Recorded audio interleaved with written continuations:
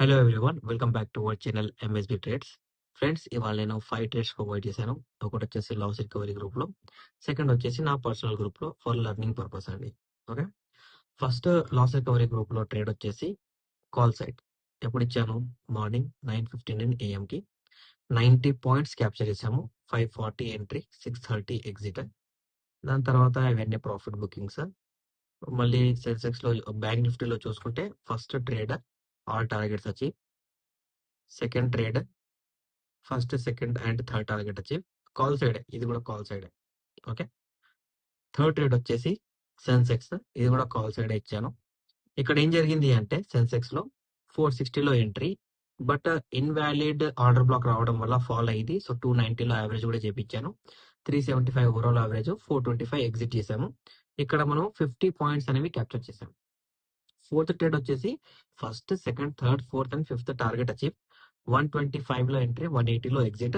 అది 240 కూడా కొట్టింది, బట్ ఏంటి అంటే 180 మనం ట్రైలింగ్ అయిపోయింది కాబట్టి ఎగ్జిట్ చేసేసాం. ఇప్పుడు ట్రేడ్ సక్సెస్ కావడానికి రీజన్ ఏంటి అంటే, ఫస్ట్ వచ్చేసి ప్రీవియస్ బ్రేక్అవుట్ పాయింట్ దగ్గర మార్కెట్ ఇన్వాలిడ్ ఆర్డర్ బ్లాక్ ఇచ్చింది కాబట్టి నేను ఫస్ట్ హాఫ్ లో బ్యాంక్ నిఫ్టీలో ట్రేడ్ ఇవ్వలేదు. ఓకే, దాని తర్వాత ప్రీవియస్ బ్రేక్అవుట్ పాయింట్ కి మళ్ళీ ఇక్కడ బ్రేక్అవుట్ వచ్చింది కాబట్టి నేనేం చేశాను అంటే, ఇక్కడ డైరెక్ట్ గా ఇక్కడ ఒక బ్రేక్అవుట్ ఇచ్చాను. సారీ, ఇది సెన్సెక్స్. ఇక్కడ అదే చూస్తున్నాను, క్యాండిల్స్ సేమ్ ఉన్నాయి, బట్ ఏంటి మూవ్మెంట్ డిఫరెంట్ ఉందని చూస్తున్నాను. అది సెన్సెక్స్ అండి, బ్యాంక్ నిఫ్టీ. సెన్సెక్స్ లో ట్రేడ్ ఎందుకు ఇచ్చాను అంటే, ప్రీవియస్ బ్రేక్అవుట్ పాయింట్ దగ్గర మళ్ళీ బ్రేక్అవుట్ వచ్చింది కాబట్టి సెన్సెక్స్ లో ట్రేడ్ ఇచ్చాను. బట్ బ్యాంక్ నిఫ్టీలో వచ్చేసి మనకు ఆర్డర్ బ్లాక్ అనేది జరిగింది. ఆర్డర్ బ్లాక్ ప్రెసెంట్ క్యాండిల్ దగ్గర ఇన్వాలిడ్ ఆర్డర్ బ్లాక్ జరిగింది. నిన్ననే మన అనాలిసిస్ వీడియోలో ఏం చెప్పాను? ఇన్వాలిడ్ ఆర్డర్ బ్లాక్ జరిగితే మార్కెట్ లో ప్రాపర్ గా మూవ్మెంట్ ఉంటుందో, ఆ మూవ్మెంట్ అనేది ఫాల్ అయిపోవాలి, లేకపోతే సైడ్ వే ఫాల్ అయినా కావాలని చెప్పాను. ఓకే, దాని తర్వాత ఫస్ట్ క్యాండిల్ పాయింట్ దగ్గర మనకు బ్రేక్ డౌన్ ఇచ్చి బ్రేక్ చేసి రీటెస్ట్ రివర్సల్ చేసింది ఇండైరెక్ట్. దీని గురించి మన ప్లేలిస్ట్ లో సెకండ్ సీజన్ లో నేను వీడియో అప్లోడ్ చేశాను. దీని లోపల indirect breakout analysis and 15 minutes first candle chart analysis కూడా ప్రొవైడ్ చేశాను. ఇది వచ్చేసి ఇండైరెక్ట్ బ్రేక్ డౌన్ అండ్ ఇది వచ్చేసి ఫస్ట్ క్యాండిల్ అనాలిసిస్. ఈ రెండిట్లోనూ చెప్పాను, రెడ్ క్యాండిల్ ఫామ్ అయితే ఎలా ట్రేడ్ చేయాలి అండ్ గ్రీన్ క్యాండిల్ ఫామ్ అయితే ఎలా ట్రేడ్ చేయాలి. Retest reversal plus order black జరిగింది. ఆర్డర్ బ్లాక్ జరిగింది ఇక్కడ కాల్ సైడ్, ఆర్డర్ బ్లాక్ జరిగింది అండ్ ఇక్కడ ఆర్డర్ బ్లాక్ జరిగింది కాబట్టి ట్రేడ్ ఇచ్చాను. బట్ ఎఫ్ఈజీ రీటెస్ట్ అనేది ఇక్కడ లేదు. దాని తర్వాత ఏం జరిగింది అంటే, previous indirect break down point దగ్గర మల్టిపుల్ రీటెస్ట్ జరిగాయి అండ్ మల్టిపుల్ రీటెస్ట్ లో ఇక్కడ ఇన్వాలిడ్ ఆర్డర్ బ్లాక్ జరిగింది. బట్ ఆర్డర్ బ్లాక్ జరిగింది, ఆర్డర్ బ్లాక్ లో invalid order block, invalid order black లో మల్టిపుల్ రీటెస్ట్, అంటే ఇక్కడ ఎఫ్ఈజీ బ్రేక్అవుట్ ఉంది. అందువల్లనే మార్కెట్ లో ఇంత పెద్ద ర్యాలీ అనేది చాలా టైం తర్వాత సైడ్ వే అయ్యి మార్కెట్ అనేది పైకి వెళ్ళిపోయిందండి. ఇప్పుడు valid order block, invalid order block, ఇంకా direct break down, indirect break down, FEG breakouts, ప్రతి ఒక్కటి season 1, season 2, season 3, season 4, season 5, season 6 videos లో ఉన్నాయి.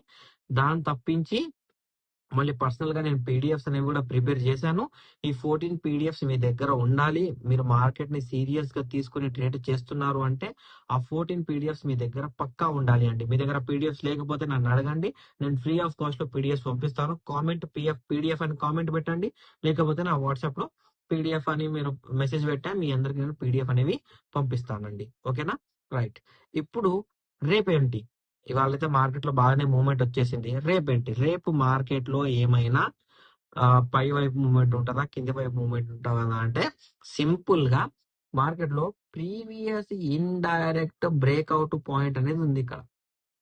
ప్రీవియస్ ఇండైరెక్ట్ బ్రేక్అవుట్ పాయింట్ ఒకటి, రెండోది వచ్చేసి ఇక్కడ second. Previous time indirect breakout point నే మార్కెట్ బ్రేక్ చేసింది. ఏం చేసింది? బ్రేక్ చేసి రీటెస్ట్ రివర్సల్ అనేది ఇక్కడ, మళ్ళీ రీటెస్ట్ రివర్సల్ అనేది ఇక్కడ, మళ్ళీ రీటెస్ట్ రివర్సల్ అనేది ఇక్కడ అని జరిగింది. Okay, right. ఇప్పుడు రేపటి మార్కెట్ లో గ్యాప్ అప్ జరిగింది అనుకోండి, సింపుల్ గా గ్యాప్ అప్ జరిగింది అనుకోండి, రీటెస్ట్ పాయింట్ లెవెల్స్ వచ్చేసి మీకు ఇదొక్కటి ఇదొక్కటి ఇవి రెండు ఉంటాయి. ఈ రెండు బయ్యింగ్ వెళ్ళాలి అంటే, రీటెస్ట్ అవ్వాలి అంటే 59,478. అలా కాకుండా మార్కెట్ ఫాల్ అయిందే అనుకోండి, indirect break down level act as direct breakout points. ఇవి ఏంటివి? Direct breakout points. సో నా సజెషన్ ఏంటి అంటే, మార్కెట్ లో ఇన్ బిట్వీన్ ఉంటే ట్రేడ్ చేయకండి. మార్కెట్ ఇక్కడ రీటెస్ట్ వచ్చినానే ట్రేడ్ చేయాలి మనం. అది తప్పించి వేరే వద్దు. ఇవాళ నేను నిఫ్టీలో అనాలిసిస్ ప్రొవైడ్ చేయట్లేదండి.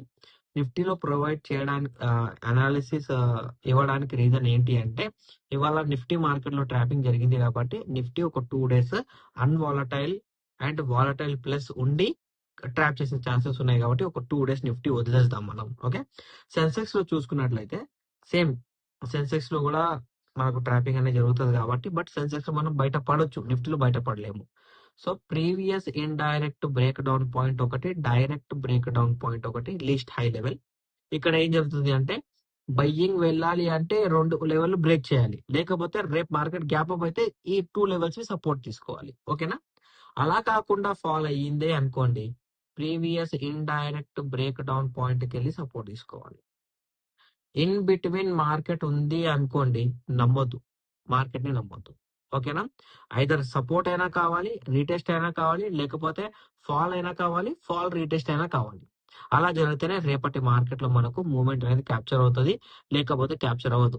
గ్యాప్ అప్ అయింది అనుకోండి 100% వెయిట్ చేయాలి, గ్యాప్ డౌన్ అయితే కూడా వెయిట్ చేయాలి, సైడ్ వే ఓపెన్ అయితే కూడా వెయిట్ చేయాలి. అంటే రేపు ఎలా మార్కెట్ ఓపెన్ వెయిట్ చేసి చూసి మరి ట్రేడ్ చేయాలి. ఇమీడియట్ గా యాక్షన్ అనేది మనం మార్కెట్ లో తీసుకోవద్దు. ఓకేనా అండి? మీకు నా అనాలిసిస్ నచ్చినట్లయితే మన వీడియో లైక్ చేయండి, షేర్ చేయండి, మన యూట్యూబ్ ఛానల్ సబ్స్క్రైబ్ చేసుకోండి. Thank you for watching my video.